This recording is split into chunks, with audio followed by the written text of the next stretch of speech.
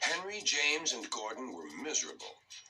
They had been shut up for several days for being naughty and longed to be let out again. At last, Sir Topham had arrived. "I hope you are sorry," he said, "and that you understand that every job on the railway is important. We have a new tank engine called Percy, who helps pull coaches, and Thomas and Edward have worked the main line nicely. But I will let you out now if you promise to work hard." "Yes, sir," said the three engines, "we will." "That's good, but please remember that this no shunting nonsense must stop."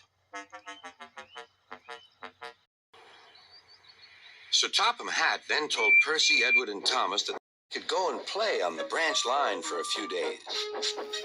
And they ran off happily to find Annie and Clarabelle at the junction. The two coaches were very pleased to see Thomas again. Edward and Percy played with the freight cars. "Stop, stop, stop," screamed the cars as they were pushed into their proper sidings. But the two engines laughed and went on shunting till the cars were tidily arranged.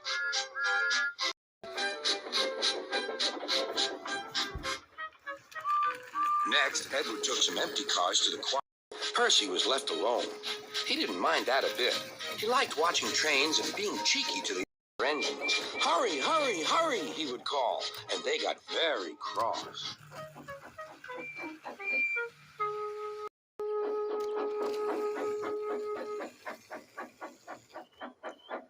After a great deal of shunting, Percy was waiting for the signalman to set the switch so he could get back to the yard. Percy was being rather careless and not paying attention. Edward had warned Percy, "Be careful on the main line. Whistle to the signalman that you are there." But Percy didn't remember to whistle, and so the busy signalman forgot him. Percy waited and waited. The switch was still against him, so he couldn't move. Then he looked along the main line. "Beep! Beep!" He whistled in horror, for rushing straight toward him was Gordon with the express. "Go!" roared Gordon. "Get out of my way!"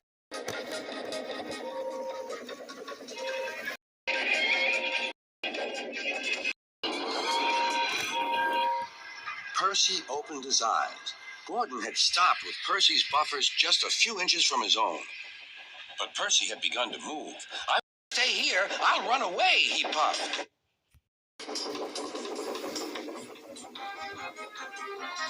He went straight through Edward.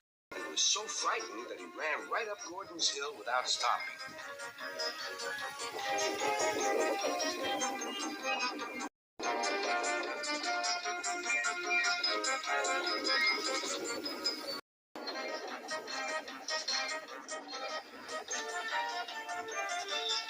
After that, he was tired, but he couldn't stop.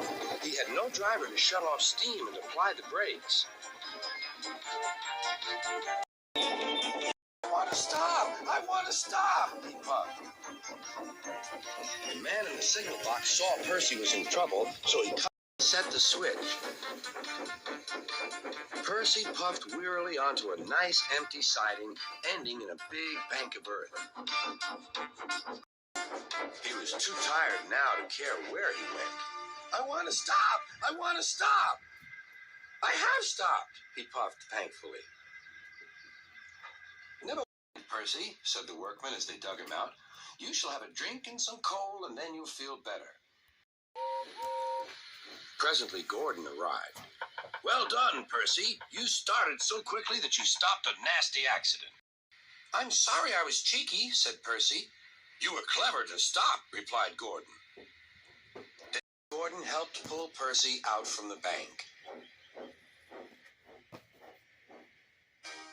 The two engines are now good friends, but Percy is always most careful when he goes out on the main line.